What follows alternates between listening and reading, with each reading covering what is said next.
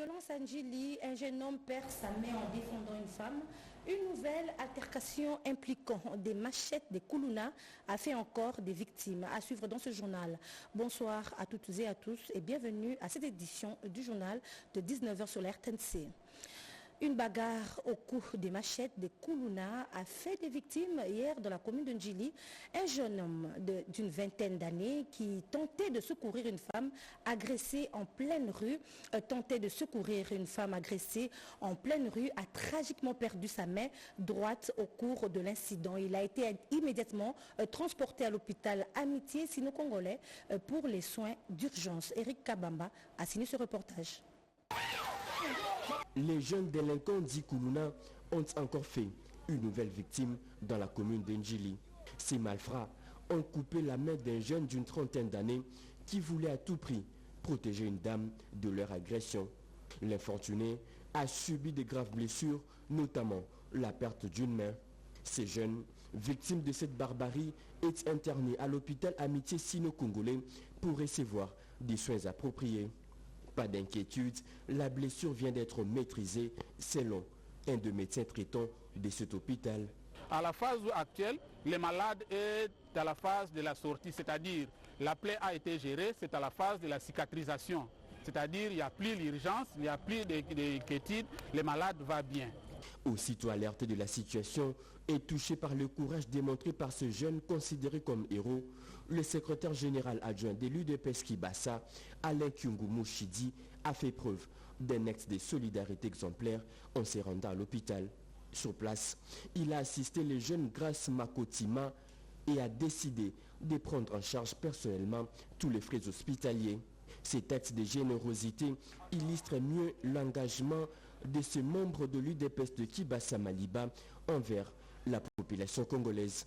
Accompagné d'une foule, Alain Kyungumushidi a aussi lancé un appel vibrant à la jeunesse congolaise à rejeter la violence et à promouvoir les valeurs de paix. Il a également exhorté les autorités congolaises à intensifier des mesures sécuritaires afin de garantir la protection de chaque Congolais. Et après 3 jours de travaux, la conférence régionale sur le trafic illicite de transformation d'armes légères et de petits calibres s'est clôturée dimanche dernier à Goma, à l'hôtel Serena. C'est la Commission nationale de contrôle des armes légères et petits calibres avec l'appui de la MONUSCO qui a organisé cette conférence. La fin de la conférence régionale sur la lutte contre le trafic transfrontalier d'armes légères et petits calibres, clôturée par le vice-ministre aux Affaires coutumières. C'est pendant 3 jours de travaux dans cette ville de Goma, les participants ont fait preuve de bravoure et d'assiduité pendant les échanges et interactions riches autour des thématiques telles que les échanges d'informations et coopération entre les États, la porosité des frontières en Afrique et le transfert d'armes et munitions au niveau des frontières. Ces panels de discussion ont permis d'avoir des recommandations importantes à soumettre au gouvernement de la République démocratique du Congo pour sa mise en œuvre en collaboration avec le partenaire. Mais avant de clôturer cet événement par le VPM de l'Intérieur, ici représenté par le vice-ministre aux Affaires coutumières, le représentant de la MONUSCO via la section de la réforme du secteur de sécurité de la division État de droit et institutions de la sécurité ROLSI expriment leur engagement et collaboration. Ensuite, le directeur général du Centre régional sur les armes, REXA, prononce ses allocutions et le représentant du gouverneur militaire, le général Dani, qui lui a exprimé l'initiative qu'a pris le gouvernement congolais d'organiser cette conférence régionale et le secrétaire permanent à son tour a remercié le chef de l'État et le vice-ministre de l'Intérieur. Enfin, le vice-ministre aux Affaires coutumières a déclaré clos la cérémonie. Et puis le secrétaire général du ministère du Genre, Famille et Enfants a ouvert le symposium de partage d'expériences de la mise en œuvre de la résolution 1325 et la validation du plan d'action national 1325 de la 3e génération. Objet de ces assises, consolider la paix dans les régions affectées par les conflits en République démocratique du Congo, nous dit Mamita Bangoulou. La résolution pacifique des conflits que la RDC connaît depuis près de 30 ans, marquée par la violation grave des droits des femmes congolaises qui a payé le prix de l'agression. Cet instrument reste indispensable pour la construction d'une paix inclusive et durable. À cet effet, le gouvernement de la RDC est plus que déterminé à consolider la paix en intégrant les femmes dans la gestion et le règlement des différends au regard du rôle important que ces dernières doivent jouer dans ce domaine de paix et de sécurité. Il est attendu de vous de pouvoir enrichir vos connaissances avec les bonnes pratiques dans la mise en œuvre de la résolution afin d'en faire un document national que je m'engage à présenter au Conseil des ministres pour une adoption politique dans le meilleur délai. Les représentants de l'ONU Femmes en RDC a salué les gouvernements à travers le ministère du Genre, Famille et Enfants pour la recommandation forte du forum qui s'est tenu dernièrement à Matadi sur l'amélioration des stratégies de la mise en œuvre au quotidien.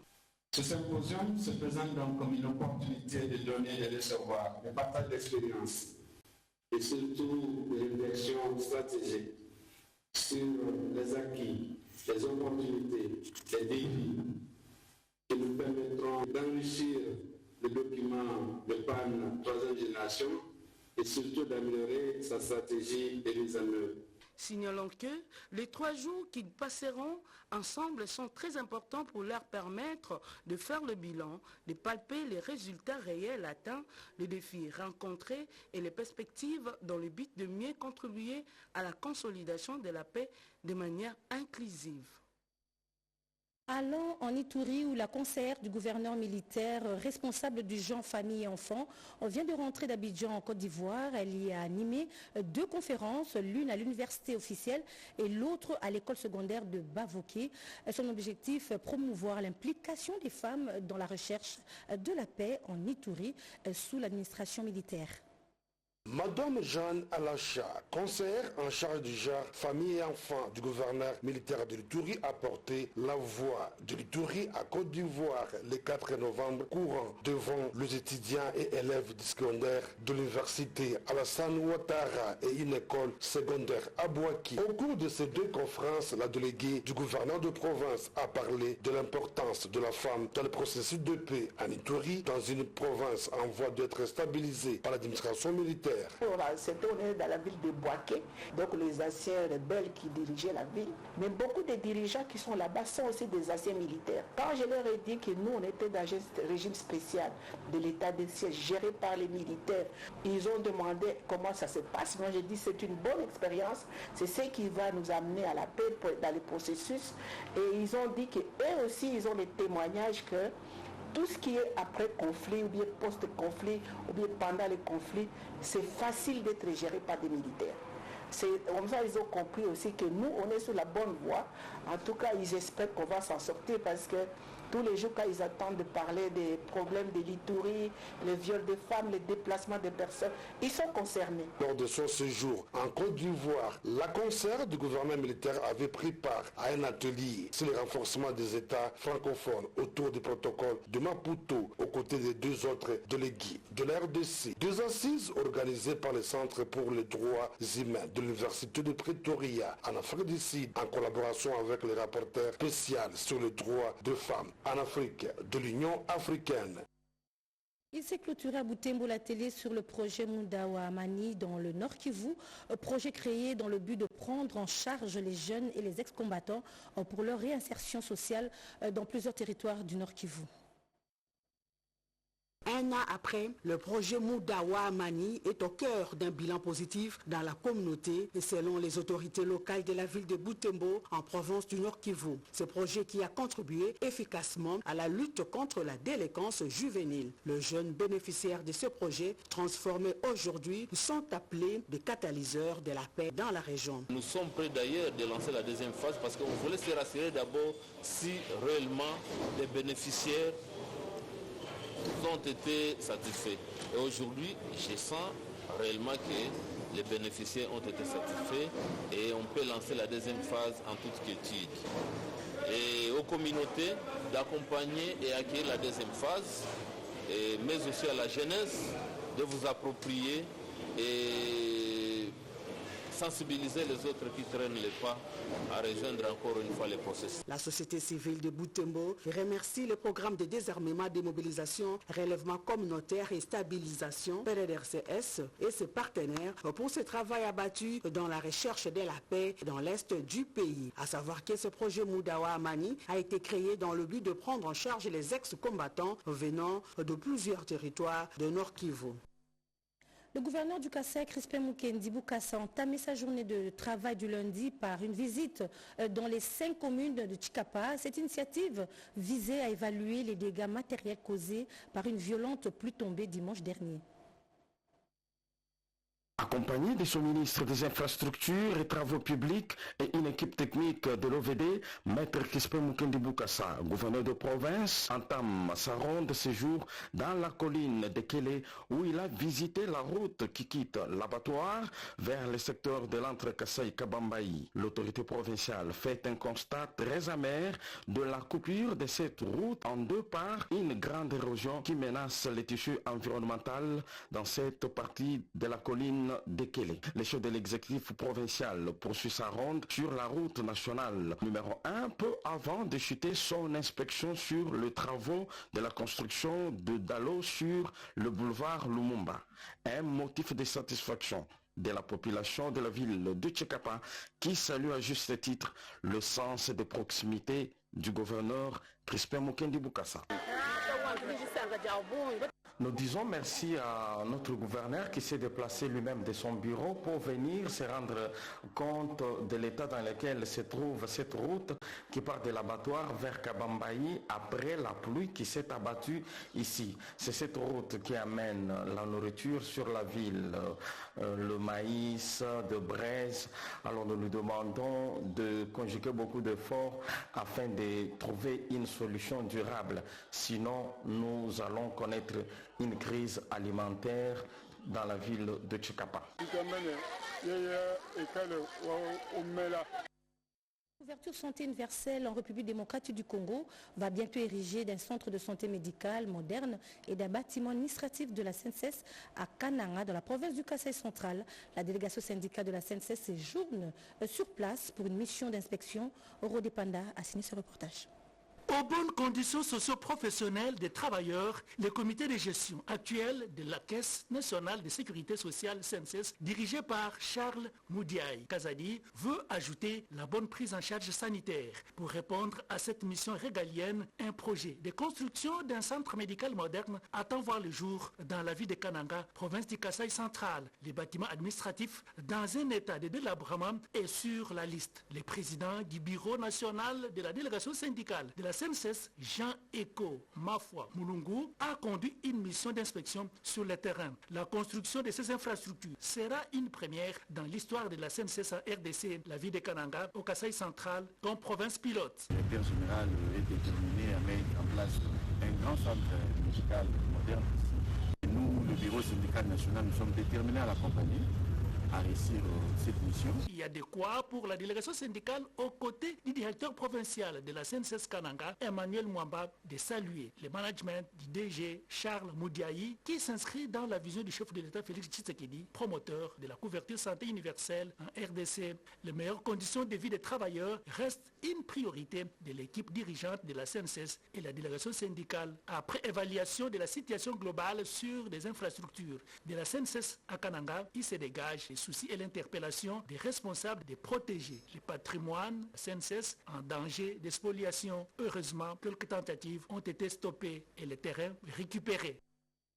Pari gagné pour le ministre provincial de la Santé et de l'ancienne PEV Mbandaka. Nous sommes là dans la province de l'Équateur. Tous les enfants des peuples autochtones ciblés par la récente campagne de vaccination ont été vaccinés. Les peuples autochtones habitués à se soigner avec des produits indigènes ont accepté la vaccination contre la polio administrée à leurs enfants de moins de 5 ans. Ce qui a réduit le programme élargi de vaccination qui tient à renforcer l'immunité collective des enfants de la province de l'Équateur. Autrefois réfractaires des vaccins, L'acceptation des vaccins contre la polio des enfants des peuples autochtones est une avancée dans le processus d'éradication de cette maladie qui rend infirme toute la vie.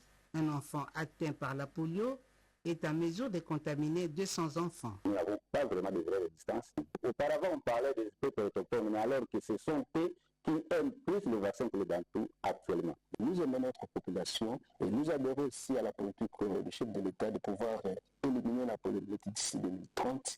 Alors tout le monde s'implique ardemment et nous, les autorités politico-administratives et les prestataires et les partenaires, nous sommes unis de manière que tout se passe très bien. Et cette campagne essaie de dérouler.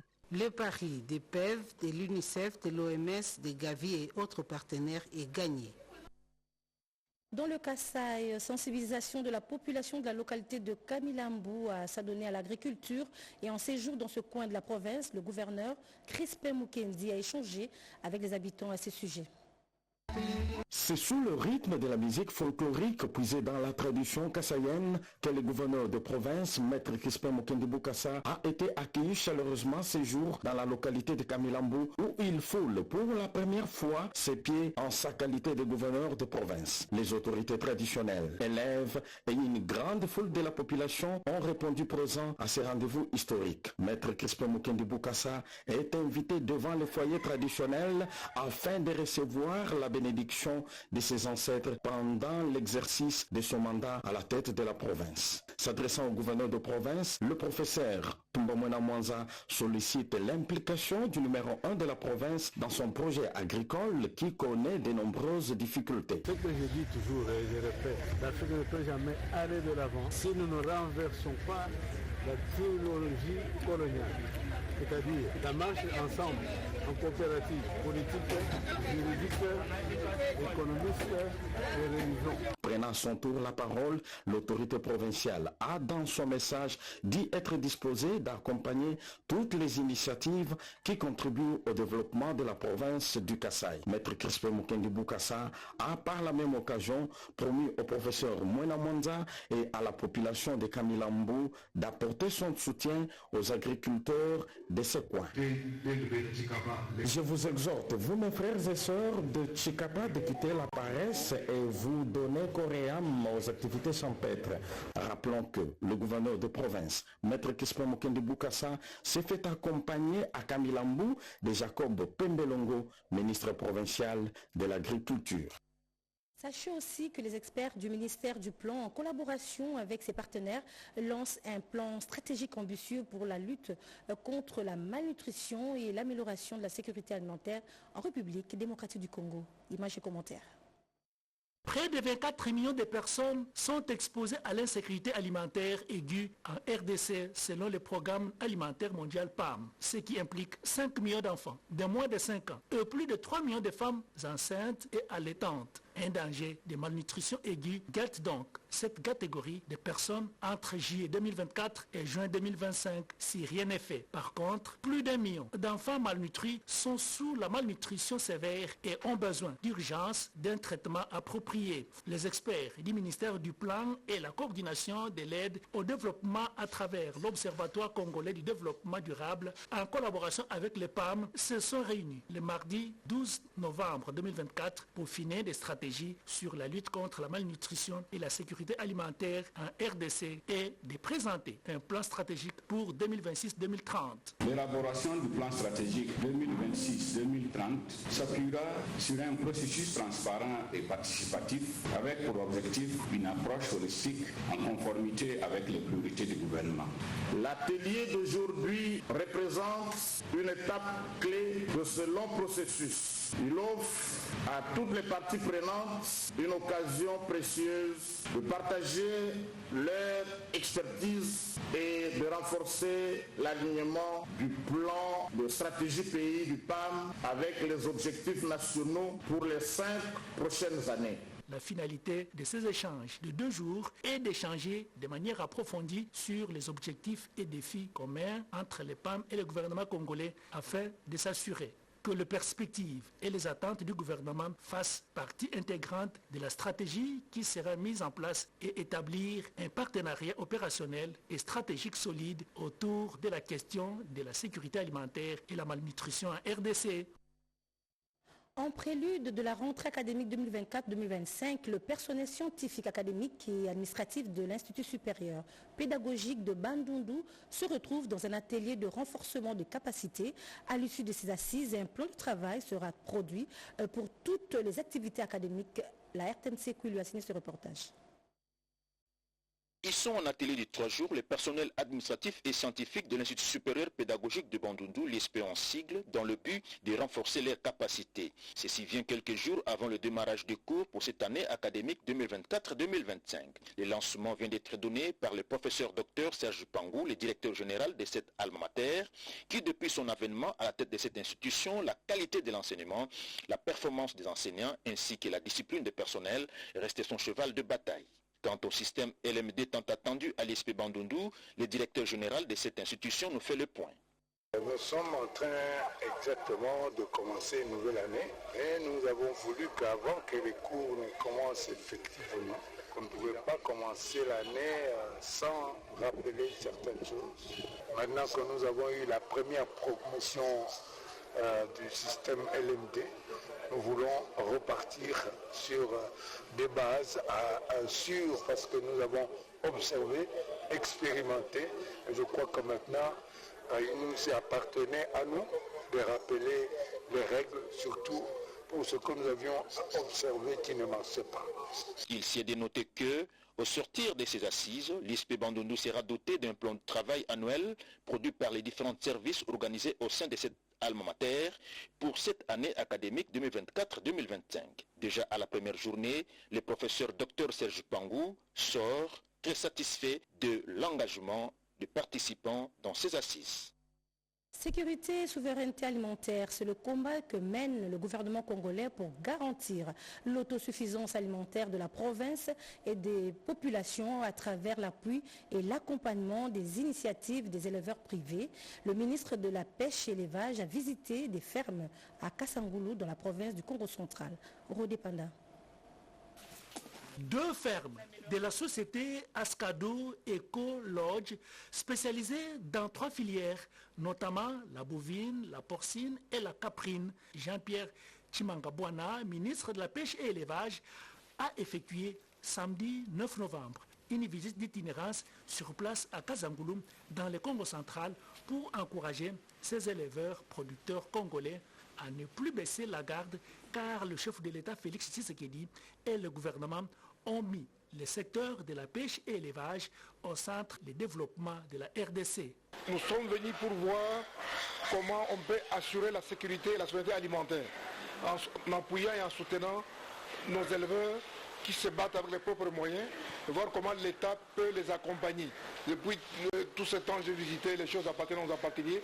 Ça, c'est pour un Congolais, un enfant du pays qu'il faut appuyer, qu'il faut vraiment soutenir pour qu'ils puissent aller de l'avant. Donc nous devons les appuyer en intrants, en subventions s'il le faut. Cette descente pour le ministre Jean-Pierre Chimanga à Kasangulu consiste également à faire un constat sur l'alerte lancée par les services vétérinaires sur les probables maladies qui décimeraient les cheptels au Congo central. Il y a des maladies qui sont en train de décimer le cheptel. Je suis venu voir, puisque dans les prochains mois, nous allons lancer la campagne de vaccination pour lutter contre les maladies, afin que nous puissions préserver nos bêtes et donner la nourriture à la population.